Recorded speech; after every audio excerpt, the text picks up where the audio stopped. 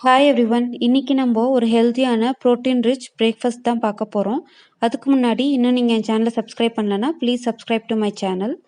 பருப்பு அடை செய்கிறதுக்கு தேவையான பொருட்கள்: இட்லி அரிசி 1 கப், கடலைப்பருப்பு 1/2 கப், துவரம்பருப்பு 1/2 கப், பாசிப்பருப்பு 1/4 கப், உளுந்தப்பருப்பு 1/4 கப்,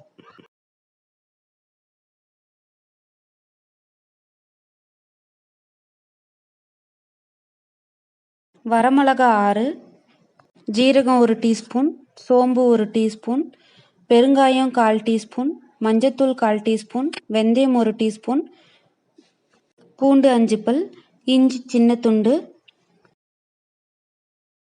அரிசியை ஒரு 2-3 டைம் நம்ம வாஷ் பண்ணிவிட்டு அரிசியை தனியாக ஊற வச்சுக்கோங்க.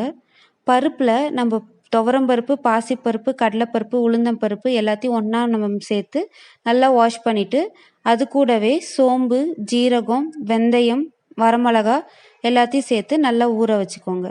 பருப்பு தனியாக அரிசி தனியாக ஊற வச்சுக்கோங்க. ஒரு 4 மணி நேரத்துக்கு நல்லா ஊறட்டும். 4லேருந்து 5 மணி நேரம் கூட ஊற வச்சுக்கலாம், ஆனால் நல்லா ஊறணும். பருப்பு அரிசிலாம் நல்லா ஊறிடுச்சு. நீங்கள் இப்போ இதை கிரைண்டரில் கூட ஆட்டிக்கலாம். நான் இப்போ மிக்சியில் தான் ஆட்டுறேன். இப்போது நம்ம ஆட்டுறதுக்கு முன்னாடி இஞ்சி பூண்டு, நம்ம ஊற வச்சுருக்க அரிசி, ஊற வச்சுருக்க பருப்பு, வரமிளகா எல்லாத்தையும் சேர்த்து ஒன்றா சேர்த்து நல்லா அரைச்சிக்கணும்.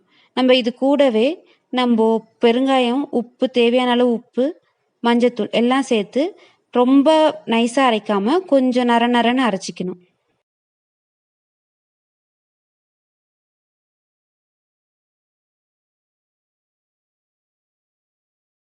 இது அடை செய்கிறதுக்கு ரொம்ப நைஸாக அரைக்கணும்னு அவசியம் கிடையாது. உங்களுக்கு பருப்பெல்லாம் நல்லா திப்பி திப்பியாக இருந்தால் தான் உங்களுக்கு நல்லா அடை நல்லா டேஸ்டியாக இருக்கும். இப்போ தேவையான அளவு தண்ணி ஊற்றி நல்லா அரைச்சிக்கோங்க. இப்போ பார்த்தீங்கன்னா மாவு கொஞ்சம் கெட்டியாக இருக்குது.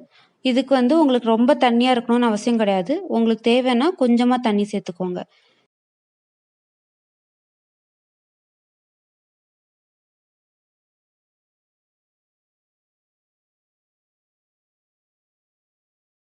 இப்போ நம்ம இது கூடவே கொஞ்சமாக கடுகு, உளுந்தப்பருப்பு, வரமிளகா, கருவேப்பிலை எல்லாம் சேர்த்து நல்லா தாளித்து இது கூட சேர்த்துக்கணும். இப்போது இது கூடவே நம்ம பொடி பொடியாக நறுக்கி வச்ச வெங்காயத்தையும் சேர்த்து நல்லா மிக்ஸ் பண்ணிக்கோங்க.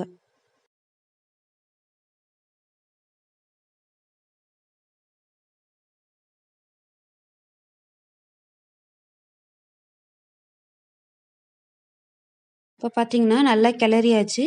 இப்போ உங்களுக்கு மாவோட பதத்தை பார்த்து உங்களுக்கு தண்ணி தேவைன்னா கொஞ்சமாக தண்ணி சேர்த்துக்கோங்க. தண்ணி நிறைய சேர்த்திடாதுங்க, கொஞ்சமாக தண்ணி சேர்த்துக்கோங்க.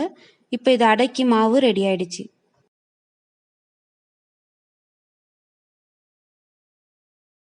இப்போ தோசைக்கல்லை நல்லா சூடாகுனதுக்கப்புறம் இப்போ நம்ம அடை ஊற்றிடலாம்.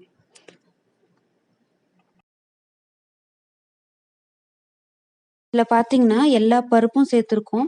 அது கூடவே இஞ்சி, பூண்டு, பெருங்காயம், மஞ்சத்தூள்லாம் சேர்த்துருக்கனால இது ரொம்பவே ஹெல்த்தியான ஒரு பிரேக்ஃபாஸ்ட்.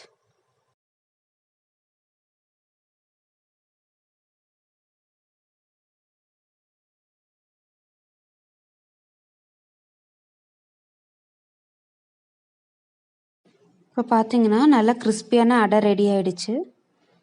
இது நீங்கள் அடுப்பு சிம்மில் வச்சு வேக விடுங்க. ஏன்னா நம்ம பருப்பெல்லாம் போட்டிருக்கனால பருப்பெல்லாம் கொஞ்சம் வேகணும். அதனால் நீங்கள் ஃபுல்லாக வச்சுருந்தீங்கன்னா தீஞ்சிரும். அதனால் மீடியம் ஃப்ளேமில் வச்சு வேக விடுங்க. இப்போ பார்த்தீங்கன்னா நல்லா கிறிஸ்பியான ஹெல்த்தியான அடை ரெடி ஆயிடுச்சு. கண்டிப்பாக ட்ரை பண்ணி பாருங்கள். தேங்க்யூ ஃபார் வாட்சிங்.